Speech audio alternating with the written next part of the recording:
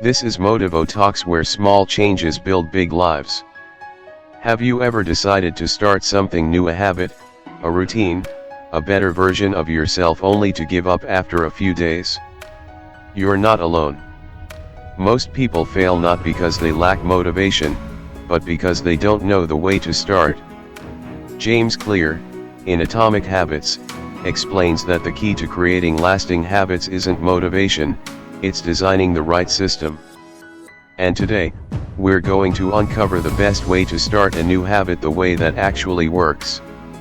Let's start with a simple truth: big goals are intimidating. You tell yourself, I want to exercise for an hour every day, or I will study for 2 hours every evening. At first, you're motivated, maybe even excited.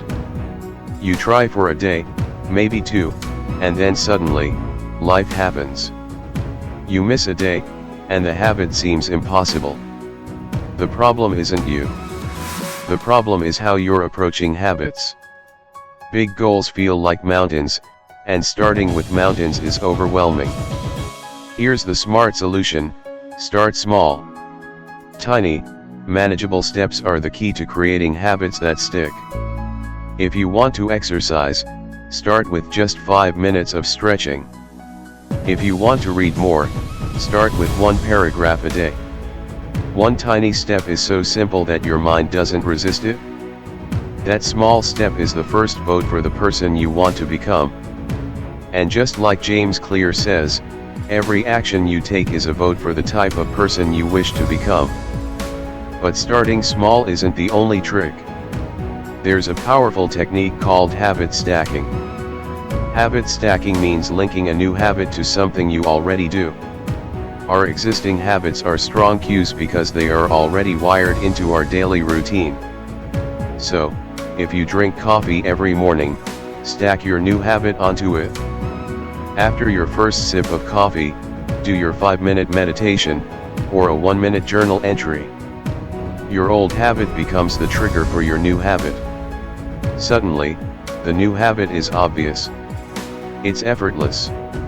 And you don't rely on willpower or motivation to remember it. Let's break this down further. Habits are not formed by motivation alone. Motivation is unreliable. Some days you feel energized, some days tired. The system, however, is reliable. Your environment, your cues, your tiny steps, that's what creates consistency. That's why designing your environment is essential. Want to drink more water? Keep a bottle on your desk where you can see it. Want to read daily? Put your book on your pillow or next to your coffee mug. Want to floss your teeth? Put the floss right next to your toothbrush. The environment whispers the right action to your brain, making habits easier to follow.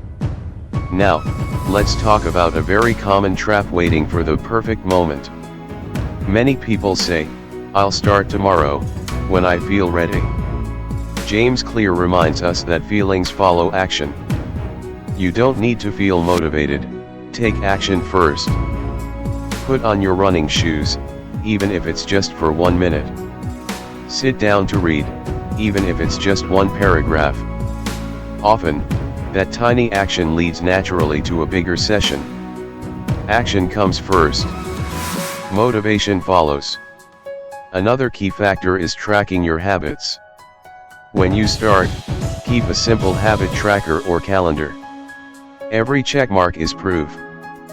Proof that you can do it, proof that you are becoming the person you want to be. That visual evidence is powerful because it reinforces identity.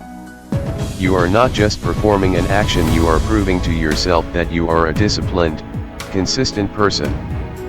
Small wins compound over time, and soon, they become undeniable proof of your new identity. There's also a secret strategy called temptation bundling. This means pairing a habit you want to form with something you already enjoy. Listen to your favorite podcast only when you exercise. Watch a show only when you review your notes. By pairing pleasure with progress, your brain starts to associate the habit with reward, making it irresistible. Let me give you a story to illustrate. Meet Sarah. Sarah wanted to start reading daily. She struggled for weeks, skipping days, feeling frustrated. Then she applied habit stacking. She decided, after making her morning coffee, she will read just one page. She kept the book on the coffee table, within sight. She tracked her reading in a simple calendar. At first, it was only one page, but over days, the habit became automatic. Soon, she was reading 10, even 20 pages daily. A tiny, consistent step turned into a lifelong habit, all because she started small, stacked habits, and tracked progress.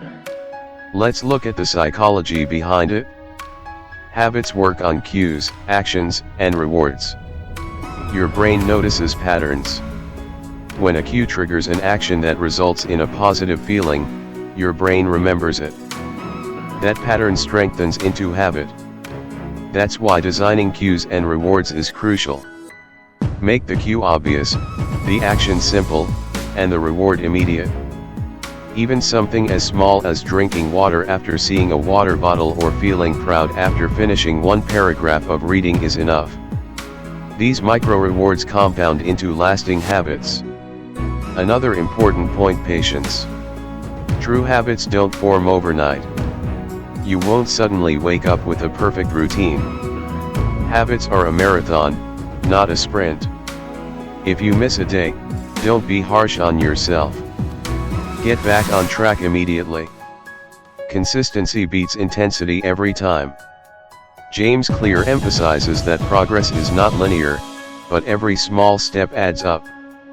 1% improvement daily equals massive change over time. So, here's the step-by-step approach to start any habit effectively. Start with a tiny, manageable version of the habit. Stack it with an existing habit to create a natural cue.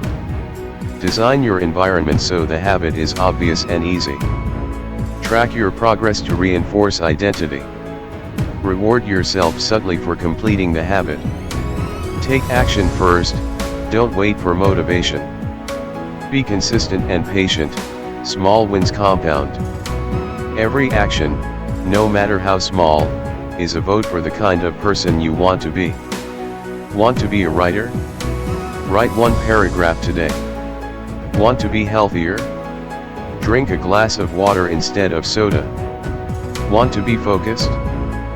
Put your phone away for 10 minutes and stay on task. These small, repeatable actions are evidence of your new identity. You don't need to wait until success arrives. Success is created by being that person now. Once your identity begins to shift, everything else follows. You choose better habits, better routines, better friends. You see opportunities differently. Identity change pulls everything else in the right direction like gravity. Stop asking, what result do I want? Start asking, who do I want to become? Because your actions will always align with your identity. Let's take another example. Two friends are offered a cigarette. Both say no. One says, I'm trying to quit. The other says, I don't smoke. Both refuse. But one is fighting old habits, while the other is acting from identity. That difference, mindset versus identity, is the difference between struggling and naturally succeeding. So, the best way to start a new habit is simple, powerful, and repeatable. Start tiny. Stack it. Track it. Reward it. Design your environment. Be consistent. Focus on identity, not just outcomes. These small actions will add up, and over time, you'll notice that your life is changing without extreme effort, without willpower, without waiting for motivation. This was episode 5 of Atomic Habits Explained. Remember, don't chase motivation, don't chase perfection. Focus on the system, focus on small steps, focus on identity. Take one tiny action today. That's all it takes.